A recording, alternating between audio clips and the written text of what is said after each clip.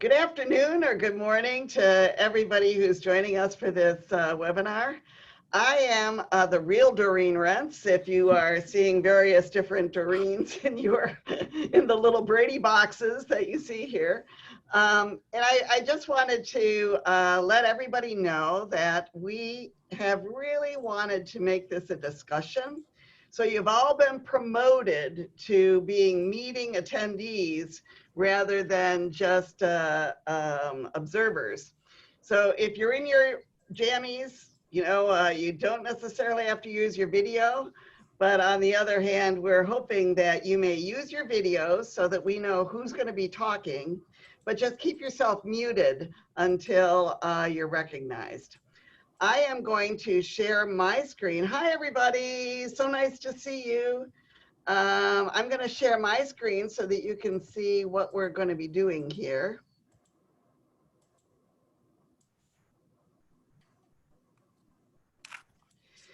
All right. This is, in case you're in the wrong webinar, this is the community engagement during COVID-19. And at one of our leadership meetings for the ORCOR, we realized that COVID has imposed upon all of the outreach, recruitment, and engagement activities a barrier for us staying engaged. And so we decided to reach out to all of the centers to see, what are you doing to stay engaged with your communities? And can we actually reimagine what OR should be? I think many of us have thought in the past that we needed more videos, more education that's done online. We needed to update our websites. And what's interesting is that COVID has really forced us to move in those directions. So today we're going to have my welcome, and then we're going to move into the discussion period. In each of these discussions, I'm going to stop sharing slides and have people respond. Just turn your audio on so that you can ask your question or share your comments. And then we're going to have a wrap up at the end. So I just wanted to go over and thank all of you for sharing slides with us. I think you've gotten the whole library of various different slides in the slide deck of how each center was reimagining outreach. And I think some of the common themes were that almost all the centers called their participants when this pandemic started. And they were concerned that people had resources and what they needed in order to live through this pandemic, and just to let our participants know that we really cared about them. I think that a lot of different, I know we did, a lot of different centers began to develop online tools for community engagement. They were doing virtual programming, so things that they would have normally gone into the community to give, they converted to a webinar or a Zoom meeting and began to develop seminars, education, and even support groups virtually online so that people could feel connected to our communities. I know we're one of them. We created websites. We've revamped our website because we realized our website was not adequate and that most of the websites actually had COVID-specific content. We also, many of the centers began to beef up their social media sites to broadcast video seminars. I love the one from Mayo Clinic, which has usually in person a dementia choir. And they actually converted their rehearsals to sing-alongs via Zoom. How cool is that? And then they had even some outdoor concerts where they were all 6 feet apart and we're still able to make music together. We've done this, and I'm sure other people have, that in order to maintain retention of our individuals, we've had our research appreciation days on Zoom. And then we sent what we would normally have as gifts to gifts to the participants, so that they would know that we appreciated them. The Northwestern, sorry about that. Northwestern actually have their buddy program where they hooked up a medical a resident with an Alzheimer patient, and they converted it all to an online program. Krista will talk about some of the uses of going out in the community and delivering PPE. And also someone actually developed a webinar on the proper use of PPE for community individuals. I love this one. There was another center that actually did virtual garden and nature tours for their dementia patients. And many of the centers actually delivered food to people who were homebound during this period. So I have to say, my heart is warmed by the way in which all of us have reached out to the community and embraced them to let them know they're not alone, and have really been creative. So I want to actually now turn this over to Josh Grill, who's going to lead the discussion on novel approaches for staying engaged, how participants have responded, and also to help us think about what methods should we be universally adopting. So I'm going to stop sharing and go back to the participants here. All right, Josh, it's all yours. Thanks, Doreen. So I think you can go ahead and put those slides back up if you don't mind. I'm only going to show 3 quick slides, but while you're putting them up, I want to thank you, Doreen, for really taking a remarkable leadership role in organizing this, and what an incredible response from all over the country. So I want to echo your sentiments. But thank you, Doreen, for making this happen. It's really fantastic. And it was wonderful to see everything that everyone else is doing. And that slide set is, I think, really very impressive. So the point here is to have a discussion, and I'm just going to show a couple slides to try to facilitate a discussion. First, I'll say that we were hoping to chat about our novel approaches, and Doreen just outlined several novel things that we've all been trying to do. I'm eager to hear from centers myself. I'm very curious about the type of feedback they're getting from participants. I've seen at least one article in the literature so far asking participants about their comfort to come back to centers to participate in research. And so I'm eager to hear from everyone else their thoughts on that. And then, I think it's worth us talking about whether there are additional things that we should be adopting universally when it comes to engagement. I know there's been great discussion about data collection for the ADRCs, but I'm now thinking specifically about engagement. Excuse me. In the next slide, I did what Doreen did and simply tried to categorize what I was seeing in the very impressive slides sent by centers. And I think that you could do 2 broad categories here. There's sort of virtual engagement activities on the left with websites and Zoom focus groups and incredible things like sing-alongs or zoo, live video from the zoo. It was really, really great to see all those different things. And then there are some more tangible things. Again, as Doreen pointed out, food drives, PPE drives, webinars on how to use your PPE. I believe that was from Dr. Glover herself. And, we thought we were doing a lot until we saw all the slides from our colleagues. And I was really struck by just how far so many centers are going. So I outlined a few questions on the next slide. I think we can just show them briefly. I'll read them all, and then we can go back to the grid so that we can have a discussion about each of these things. In addition to feedback from participants, I'm curious, do we think we're doing enough? We certainly saw the slides from others and thought about what else we could be adopting.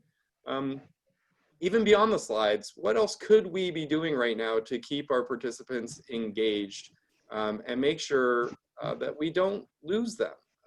So much of what we do is really contingent on retaining participants as high to as high a degree as possible. And I think we all have to be very concerned about the scientific implications of losing people as a result of this pandemic. And who are going to be most at risk for being lost could have dramatic scientific consequences. And then I really just want to, focusing on engagement, I really wanted to just open the floor after that for hearing from other folks. So Doreen, thanks so much. Maybe we can go back to the grid. I'm happy to moderate in whatever manner people think necessary, but mostly we wanted to hear from the different centers now. Nice to see so many familiar and friendly faces. So if people have ideas, or we can maybe take those questions one at a time. Do we think we're doing enough?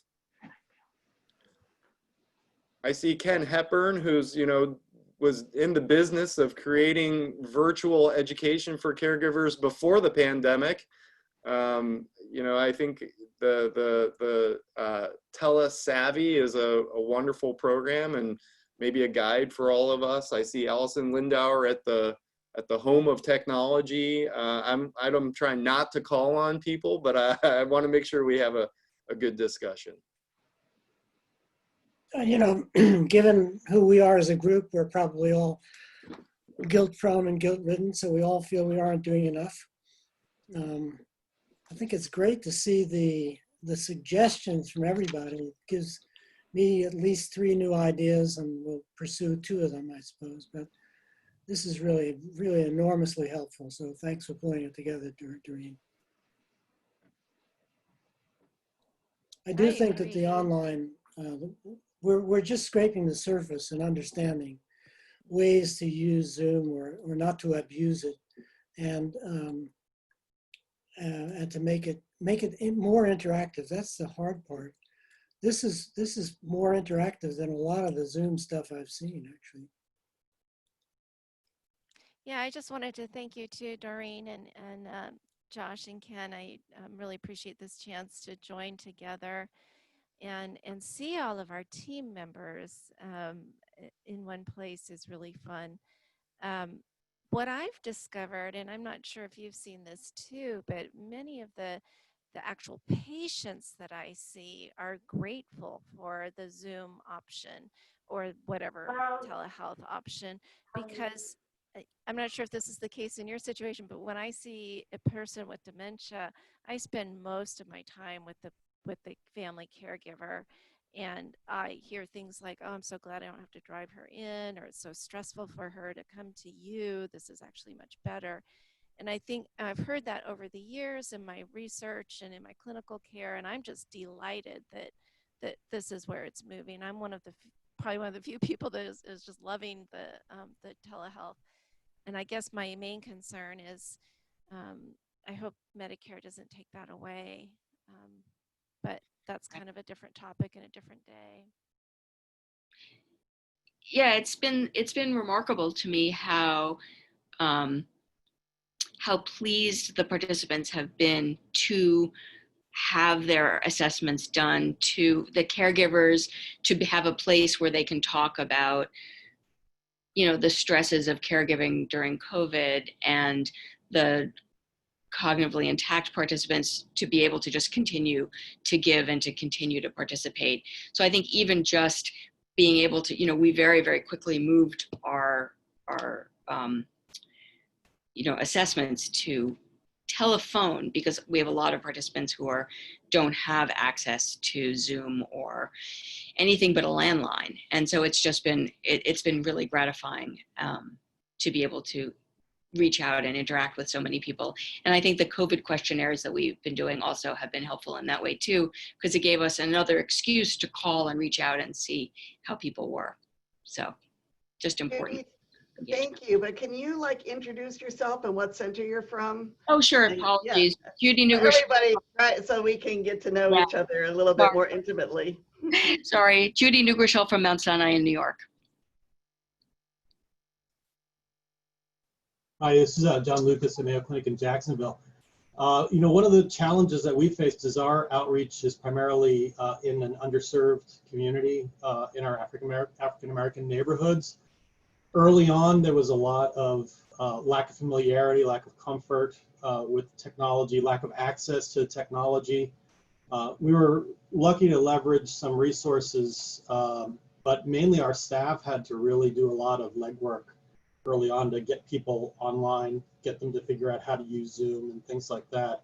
And we still are not necessarily reaching everybody that we'd like to reach. And I'm wondering if others have maybe encountered that challenge and maybe overcome it to some degree. I'd like to maybe hear some of that.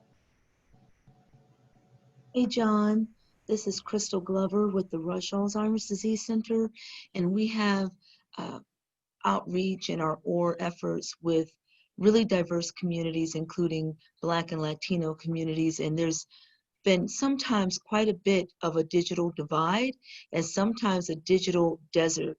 So we try to do what I call like a triage approach. So some have the capabilities and it's fine, it's no big deal. Others may have Wi-Fi issues, so say they can connect, but it may not be as stable.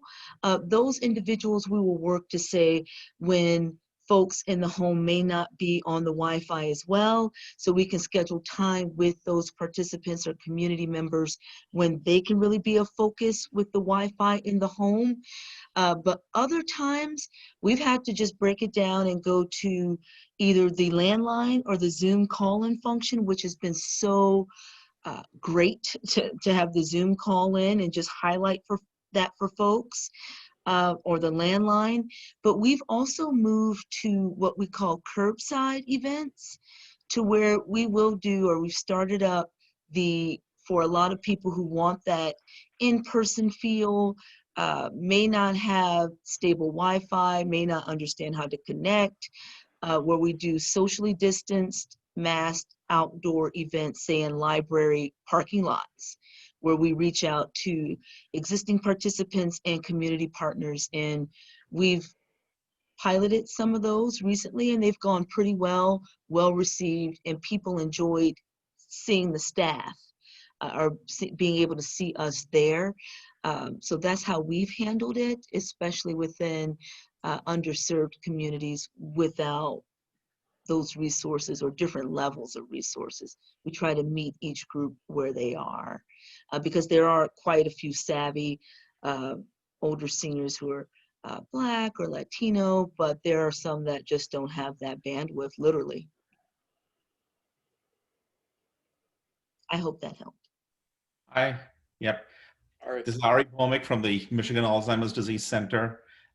I do have, what John and Crystal was saying is absolutely right. A lot of our participants who live in the Detroit metropolitan area were severely affected. And the OR core and our clinical core here, we actually did a wellness check by phone. We got in touch with every single participant, or if you couldn't get in touch with them, their co-participant, and talked to them. And at that same time point, we also asked them what technology access we had. They had, before the questionnaires came out, we started thinking about that because Dr. Edna Rose, she said, a lot of these folks who are there in Detroit have phone plans where they are shared family plans. So thinking about unlimited sort of data plans, people don't have that. Now, a lot of folks were using Zoom for church. So we found that a lot of folks knew about Zoom. And so that was a good thing that we were able to do that. Now, there is other technology barriers we are facing there. But one of the feedbacks we got from our participants was they just enjoyed having someone call them. A lot of folks we found that were living alone and no access to things there, just to talk to somebody. And our staff was so great that they took the time. We got them all set up. We all still working remotely also. And so they were able to use, Cisco, Jabber, or systems on their laptops to just call the landlines and spend time talking to them, asking them how we could help them without anything requesting about the research or things like that. And I think that really, we got feedback from individuals saying, thank you for just reaching out to check on us and not asking anything else. And I think that was really very helpful for us to learn that. And then we have now seen that we have folks who are probably only going to be telephone follow-up. And then there are folks who said, yeah, we'll work with you on Zoom.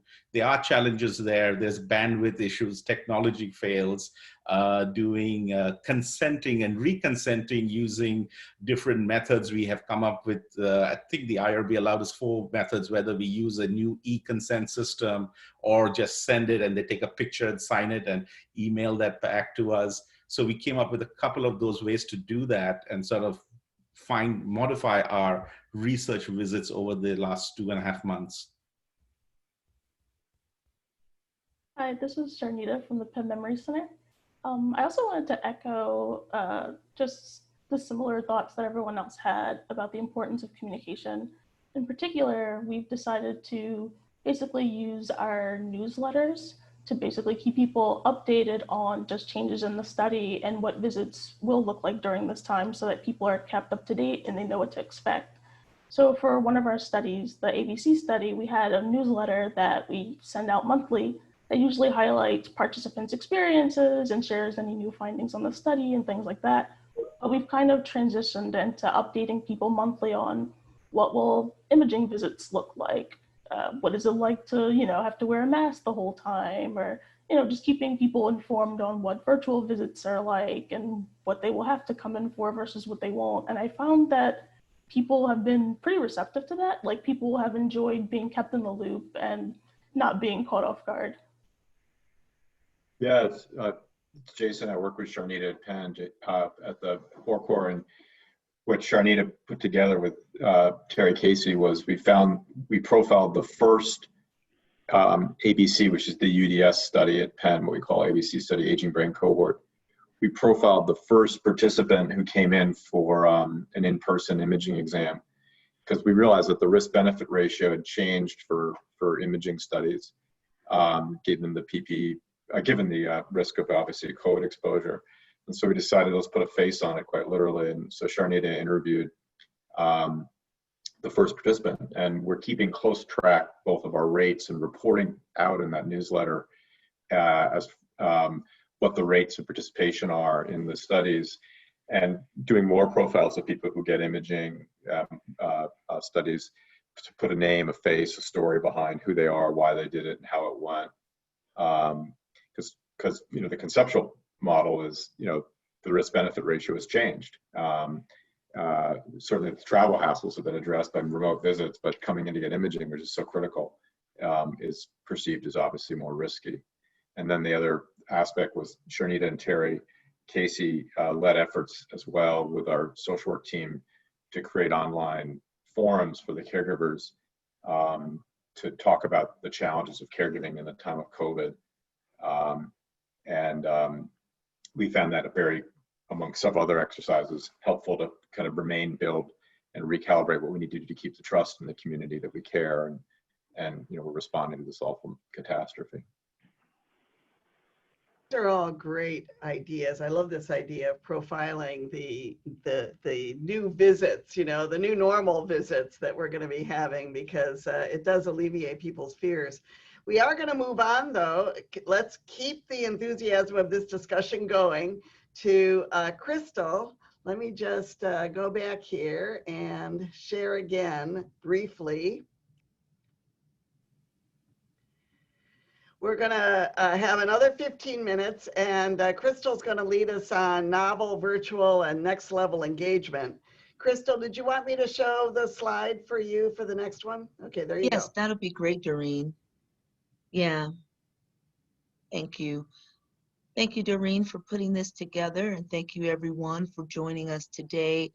In order to kick off the conversation, I'm going to highlight what I see as 3 types of events that really coincide with the beginning, the middle, and the current state of where we are at the RADC, Rush Alzheimer's Disease Center, with our COVID OR efforts.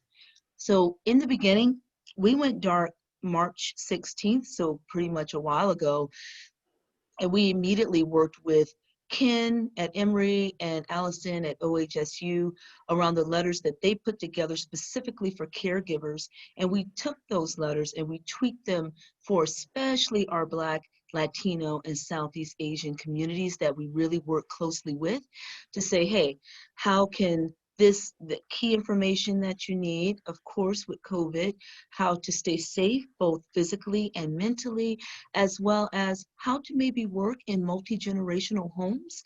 And what does that look like, especially as we know with Blacks, Latinos, et cetera, are more likely to be essential workers. So really focused on keeping these individuals safe, because not just for them, our participants and community members, but their family as well that they may be living with. So we started there. Around that time, we were able to mail, so snail mail, email, and our social media platforms really picked up. And I really credit our communications manager with that, helping us get that information out. But our team here was very hesitant at first, didn't want to go out, didn't want to really engage in that at first.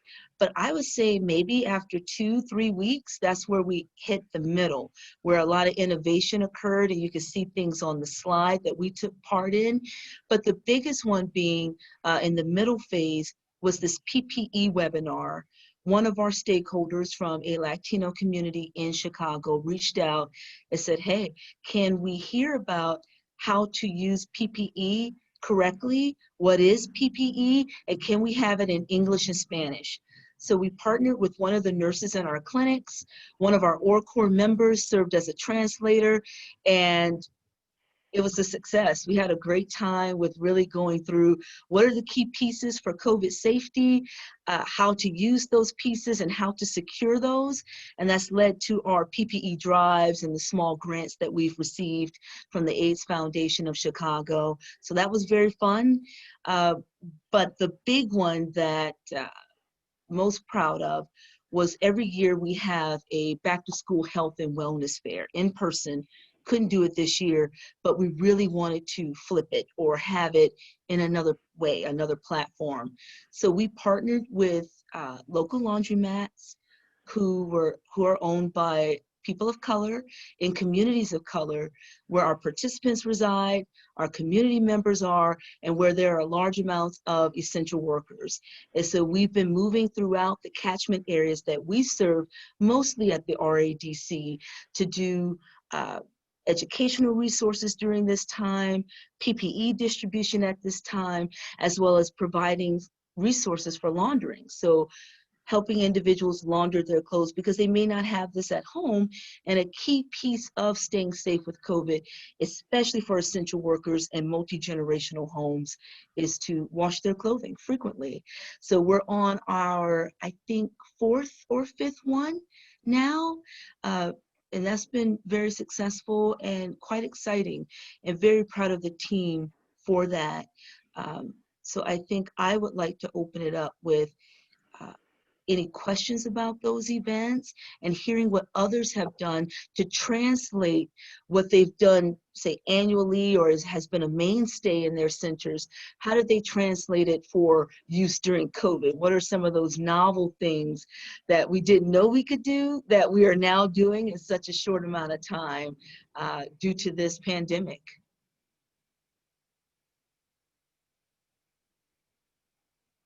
That's brilliant, Crystal. I love the laundromat. That's absolutely right at the crux of what you need to get at and demonstrate really in a functional, very pragmatic way about what the PPE is and safety, and that's beautiful.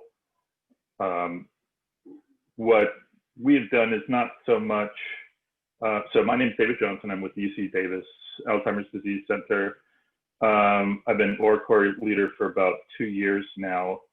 And when I first came on board, being in San Francisco and Oakland is where one of our major sites for recruitment is, and then Sacramento being the other, I hired a social media consultant immediately and have been using resources from a pragmatic clinical trial that I got funded through the state of California. And so some of the things we've done were take those resources from an intervention that got put on hold. We were supposed to open April 1st. We had about 40 people in the queue to warm start that. And it was exercise and diet were the interventions. And those were going to be in-person classes at these 5 of the 6 senior centers in and around Oakland. Now, of course, that got radically put on hold. And so what we did was move all of those intervention classes to be exercise and diet online classes. And the social media consultant was extremely helpful in creating this package. She had worked with in the arts community in Oakland for the Oakland School of Arts, the Jazz Conservation Society, and some other arts organizations in and around the East Bay. And she was like, well, the way we do it over here is we do Facebook Live simultaneous with Zoom, and we have the performance, and we sell these tickets, and then we track their, and I just sort of bought that into that lock, stock, and barrel. That's not research at this time because the intervention, we don't collect any data at the moment. We're moving to that quickly. But to suffice it to say, for the purposes of what the ORCOR did, was we took these online events that we were presenting to everyone that was in the intervention because it scaled up so quickly. And while we were doing our telephone check-ins with all of our ORCOR participants, we said, these are additional services if you're interested. And we pretty much have near 100% of the San Francisco focused group now attending these intervention or these exercise and diet classes. And they happen 2 to 3 times a week, well, they happen 3 times, 2 exercise, 1 cooking. Within the community, I'm using the California Fund to provide cooking materials or cooking the food. And then they come to the senior center and we keep a check, we're checking in with all of those folks. Online, the Facebook Live and the Zoom combination has been really successful because we're not just delivering the class, but rather we're checking in. We've trained our fitness trainers. The program coordinator that I have is fantastic, and she's worked with all our fitness and diet folks, and they check in with everybody. And so for the exercise, it's just be sure to lift your leg more, use a chair, do this kind of personalized. We use a model called Exercises Medicine, which is more personalized, and try to have this more engaging class. In cooking, we prepare a short meal, usually very healthy, usually vegan actually. People are cooking along, and then we talk about nutrition for about a half an hour afterwards, and each one has an expert section to it. So there's a lot of interaction, and that's been really a key. And so we're now at max for these programs in each of these areas. We're writing SOPs and trying to roll it out more globally through a grant that Dr. DeCarli we're still waiting for, but we're optimistic about, and more through the state of California. So what we've done is taken resources that were outside of the center, the intervention program. It's not collecting data for research right now, so it's not an IRB thing, but it is a marketing thing, and it is an engagement piece that's been broadly successful for our African American Latino participants. At least right now, we're just about to roll it out in Sacramento, and it's all being translated right now into Spanish. I have a So not research, but engagement, and that comes back to your point. I have a question. So as we saw at the REDC in the beginning, our staff, so I was very focused on staff comfortability and myself as well. We saw a lot of hesitancy at first, but then as we became more solid and more creative, just being able to brainstorm and get different things out in terms of activities, so translating those activities in the age of COVID, how have the other OR folks seen their staff sort of more from that initial fear or unknowing to really getting comfortable and being able to open up to brainstorm and enact these different things? Has anyone seen something similar or different even with their in-home, their staff folks?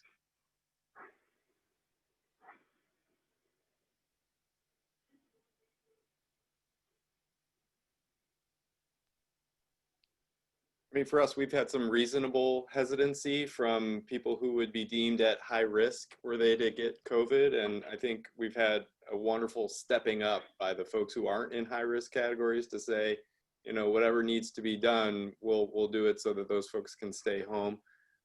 Even though our ADRC went completely non-in-person visits, clinical trials kept going for investigational drug studies. And so there was a need for us to maintain a research presence on the premise. And I was really heartened by, for the most part, our staff was raring to go, wanting to do more and looking out for each other, which was great.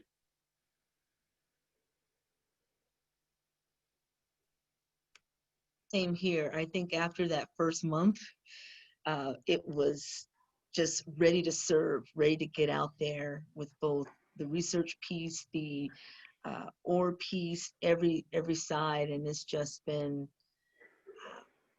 on the flip side of the pandemic, I must say, I'm just so grateful and very happy with how us as a team been able to be creative. These are things that never would have occurred to me, or I don't know any other team member before being forced to do so. Necessity is the mother of invention. I have to say things were a little different on the East Coast. You know, we were pretty locked down in many respects, and it's just now beginning to open up a little.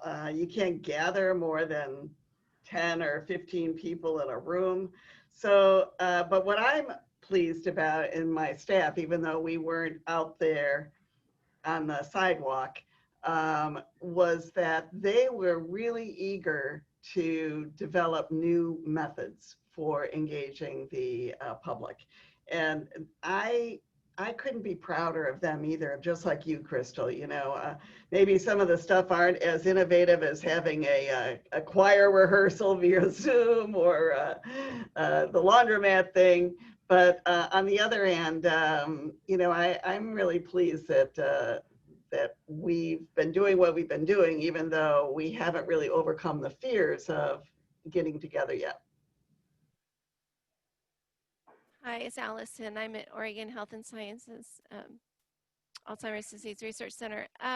Our team has had a little bit of trouble, but as one of the things we really focus on in our research is unobtrusive monitoring and gathering research data through things like watches and sensors and computer use and driving use. So we were already really locked in with that. The problem we came up against was things like the relationships that our research participants had with our technologists that installed the devices. And while there were these very close emotional relationships, our techs were not at all comfortable going into the homes, and many of the families didn't want them. So we are at a point now where we are mailing the technology to our participants and using YouTube and one-to-one conversations to help them install it on their own. And we have a very small sample, but so far it's been going good.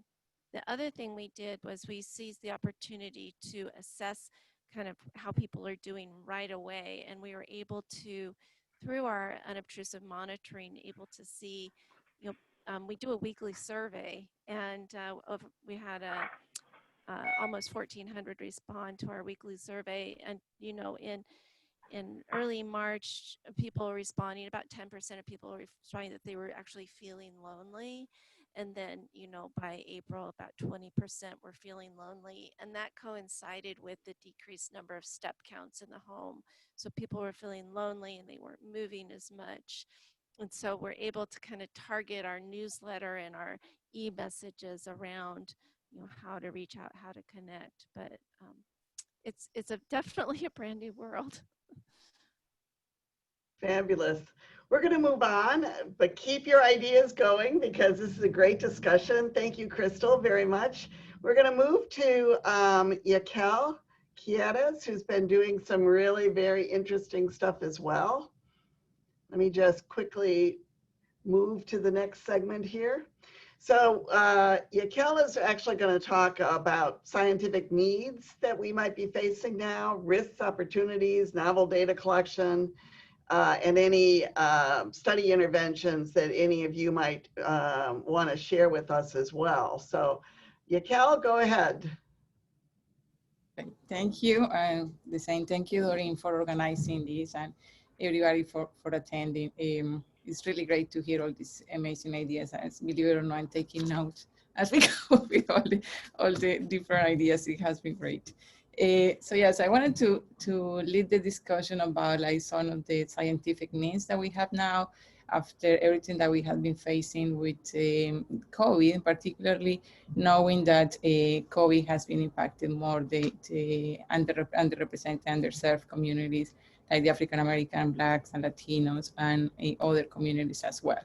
So just to start the discussion, I wanted to mention something that we started doing here in Boston, and then like open up for the discussion to hear about other ideas as well.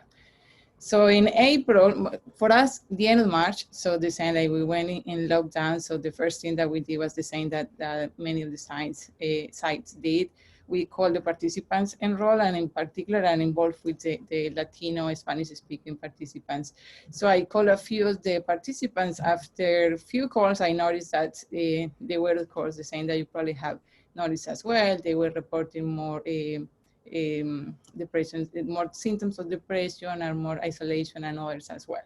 So the first question that I have back there is like, you know, like I got really worried about their cognition, their memory, their mental health. And I thought that the best thing that we could do at that point was to start documenting that and trying to understand how this pandemic can actually have an impact on their cognitive function and their memory. So back in April, so I put together with my group an IRB application without any funding or anything, just to start pretty much documenting this impact using an online survey. Well, if I want to put the online survey, we can call the participants and ask the questions, or we can send the link and they can fill out the questions. And something that I started just to understand the impact on the Latinos, and very local, I was focused on understanding the impact on the Latinos in Boston and Massachusetts. So then it was clear that there was a need that it was even beyond Latinos and even beyond Massachusetts. So I reached out to the colleagues and the Latino ADC, that is the special interest group that we have, and I invited pretty much everybody that wanted to be part of the Latino study to complete the same survey. And after that point, it was clear the same, that it was not just the Latinos outside Massachusetts, but it was also other minority groups. And even that it was not just in the States, but also, you know, since we already have everything in English and Spanish, that was something that we could also understand the impact in the older individuals in Latin America, especially the ones that are speaking Spanish. So story short, so we put the survey together. We got the IRB approval in May, and the idea was to conduct a survey. It was going to be a baseline 3 months after, and then a year after, baseline 3 months, 6 months, and a year, to see how the older individuals were actually impacted, if any way, by COVID, and also how they perceived that this was impacting their cognitive function and memory. So we stopped the 3 months last week, and I'm pretty much very excited to report that we have over 1,800 participants, including 950 that are Latinos, including the ones from the States and the Latinos from Latin America. We had representation of 17 countries from Latin America that joined the efforts. We also had representation for white Caucasians, about 600. We have 80 African Americans, 35 Asian Americans, and a minority, just less than 10 that are Native Americans. So Malika, it has been great and impressive. And as I told Doreen last week, I still cannot believe it that we actually made this possible. And we are working now, and of course, analyzing all the data and trying to write the first publication it has been, as I was saying, very successful, at least in data collection. So what we included in this survey was, of course, so we included some measures of the pandemic, how the pandemic was impacting their lives. We also included some questions about the social determinants of health. And also we included discrimination questions to better understand that as well. We included self-reported measures of memory, life purpose, stress, coping strategies for stress, self-report, cognitive decline. It was very complete and about 1 hour completion. And 3 weeks ago, we actually got it translated into Portuguese too. So we are now like enrolling Portuguese speaking participants as well. And in the past 2 weeks, we already have 65 that are Portuguese speaking completing the survey, which is amazing. But so I'm very excited about this study. And also like something that it was highlighted before, how something like very unfortunate as the COVID pandemic actually has been the excuse to work together with this large group of collaborators in the States and also in Latin America. So that's pretty much what we are doing there. The other thing that we started like 2 months ago as part of this was the validation or some of the remote assessments that we are doing with the Latino speakers. So this is something that we were always interested to do, but of course, now that teleneuropsychology is even more relevant than before, so we started doing some piloting all these measures.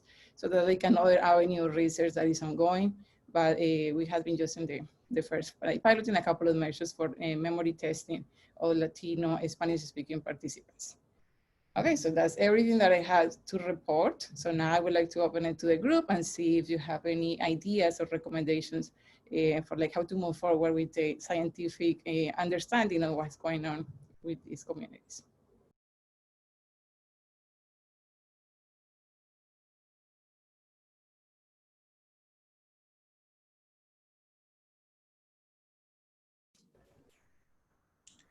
Hi, this is Emily Largent from the Penn ADRC.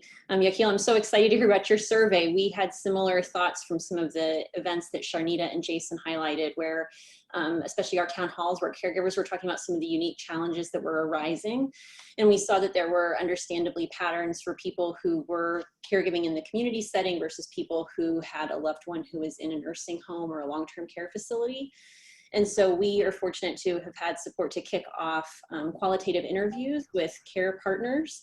And so right now, you know, we had a huge wellspring of interest when we started recruiting people for these interviews. And I think it speaks to sort of the loneliness and isolation and need people have to reach out. So we thought it would initially be 45 minutes to an hour, and the first interviews were like 2 hours long because people were so happy to have a chance to talk with someone. So you know, I do think it's really important to document what caregivers do and what COVID has done to change our understanding of what they do. So I have a question for both of you, which has struck me as a new ORCOR leader, which is, was this need to connect by our older adults who are participants in the study always there, and just sort of a deep well that we had kind of either not knew about or kind of obviated over because we would see them within a well-structured physical visit? You know, what part of this is COVID and what part of this is, you know, geriatric anxiety, isolation, depression that's common in the United States, and how do you pull those two things apart? I mean, of course, anxiety is the #1 mental health issue facing all older adults. And certainly in the time of these uncertain times with COVID, this has exacerbated it to, and we've become more sensitive and developed these tools.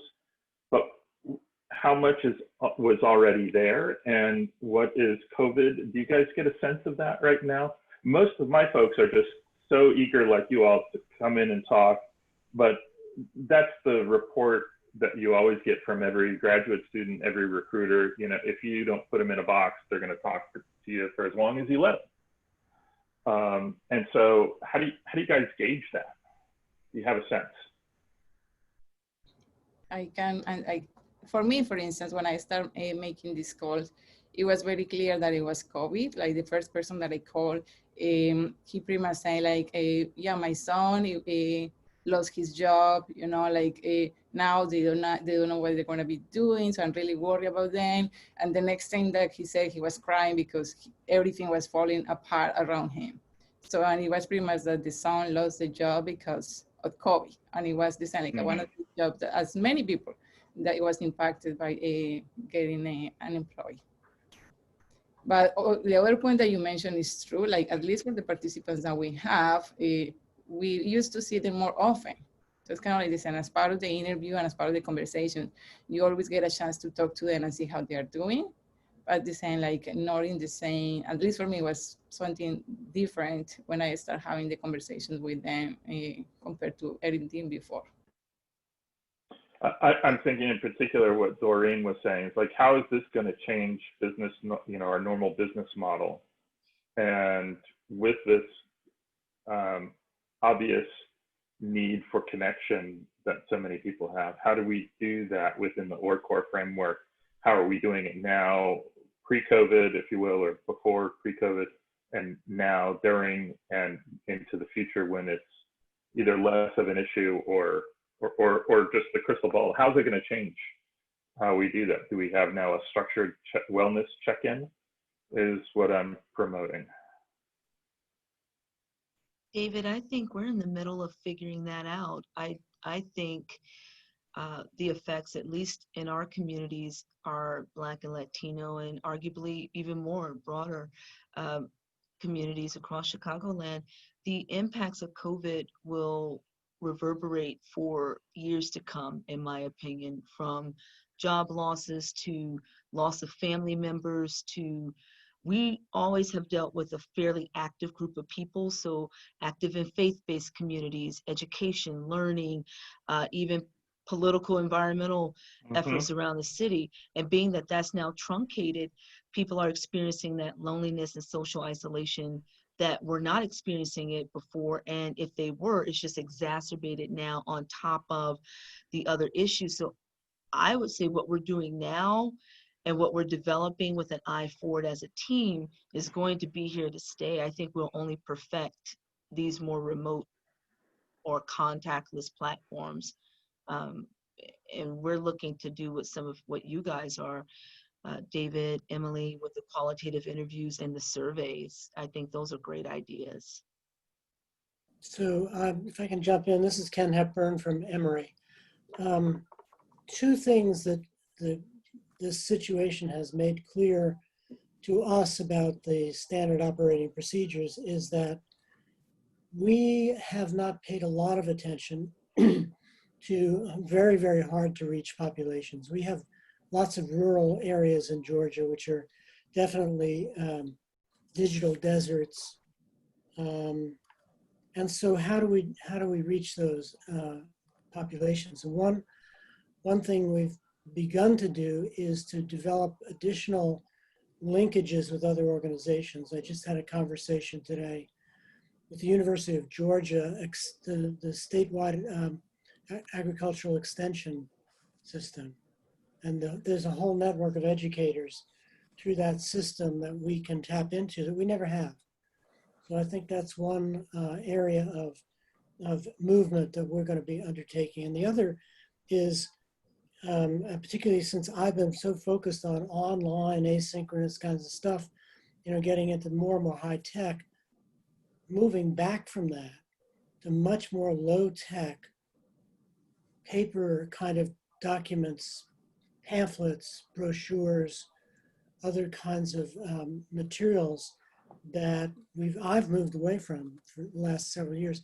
We may have to return to for some of our outreach and engagement activities. Are you saying, Ken, that those are going to be delivered in person, or you're going to mail them to them, or what? Why the paper? I mean, I can understand paper being a preferred method for many older adults. It has really great, the fact that we all learn with paper and pencil. Are you guys done? Cody, are you done? Yeah. But are you promoting in-person use of the paper, or how do you envision it? I'm asking concretely, like, why paper? Why paper? Because well, there's a third thing. We were thinking also of modularized phone messaging, but if people don't have access to the internet and they have very limited phone plans, then something in a fairly reasonable literate level in paper version, I think, is maybe the only way to get to them. And so, we'll mail them out or deliver them. If we can go through the extension agents, maybe they will deliver them in person. I just think it's kind of no wrong door approach. I have to agree with you, Ken, because I think one of the things that COVID has really illustrated is that there are digital deserts, even in big cities, like Boston. Who would have guessed, that you can't get internet in certain areas of our city? And one of the things that one of you had said before, I think it was Ken, what we've done is now partnered with the city of Boston, because they actually have programs to bring technology into underserved areers. And so it's like getting in touch with resources that we never knew were available. And I'm going to encourage all of you, go back to your city and local governments, and you can find out that there may be services available to those underserved people out there who just don't have access. We're reaching the end of the hour, and I can't thank all of you enough for sharing. I do want to highlight just a couple things that people have already shared. We spent a lot of time, at least in Boston, on the outreach and the recruitment phase of OR. And I think that one of the things that we're learning in COVID is engagement is truly important, and trying to find creative ways to stay engaged with those people who want to be engaged with us. And what I love about what many of you have done is you've delved into the pragmatics of engagement. And that is that, you're bringing food to people who can't get out to the grocery store. You're bringing PPE. I know that we've done this at the Brigham and Women's Hospital. I couldn't be prouder of our hospital going out there into the communities and trying to serve the needs of people. So the social service aspect, I think, that COVID has really brought to light. I never thought I would be doing this as a part of a director of outreach, to find food trucks and bring them into neighborhoods. It isn't something I would have normally have gravitated to. And now I'm realizing that if we want our participants to buy into the fight to help us combat Alzheimer's disease and other neurodegenerative disorders, we've got to serve some of their basic needs as well. And Crystal, the idea of going into the laundromats and helping people figure out how to get clean clothing. Would you have ever guessed in a million years that this is where the OR Corps would have led you? And also Yakeel, kudos for sending out questionnaires and getting the diversity of participants that you have, that we realize there's tons of things that we can do that we probably never would have imagined in a million years. So I just want to end on that note and thank all of you. I can't wait to actually have this session again in another 6 months, and to see how we've incorporated new things into our outreach programs. But anyway, thank you, folks. Know that we love you, we appreciate you, and thank you for reaching out to our communities in need. And join us October 1st for our OR meeting. October 1st, you heard that. October 1st is our OR meeting, and October 23rd is a special course put on by Jennifer Lingler and myself, kind of on OR Core basics and tips for getting through your annual review. All right, you heard that. Look for emails from us, and thanks again, everybody. Bye-bye. Thank you. Thanks, Thank Doreen. you, Doreen. That was Bye. wonderful. You're Thank welcome. you. Bye.